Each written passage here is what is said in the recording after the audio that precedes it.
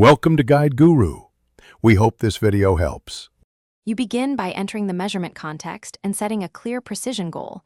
This matters because the algorithm optimizes differently for 0, 5% versus 5%. Once done, connect your data sources and verify sampling frequency to avoid aliasing. Make sure to load the calibration file and the precision module now. Missing calibrations skew results. You will run a quick baseline pass to capture noise characteristics, and that baseline informs filtering and weighting used in subsequent steps. Next, you refine the process by applying the appropriate noise filter. Choose low pass for smooth drift, median for spikes, or Kalman for dynamic systems. Then tune core parameters like window size and learning rate so the precision module responds without overfitting.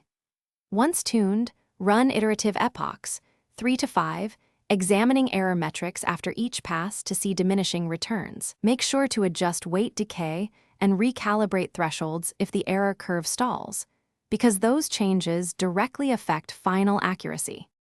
To finish, validate precision by comparing outputs against ground truth and generate a concise report showing errors and confidence intervals. Once satisfied, lock settings and version the calibration file so you can reproduce results exactly. This prevents silent regressions. Finally, deploy the calibrated module into production with monitoring enabled. If things go wrong, check signal integrity first.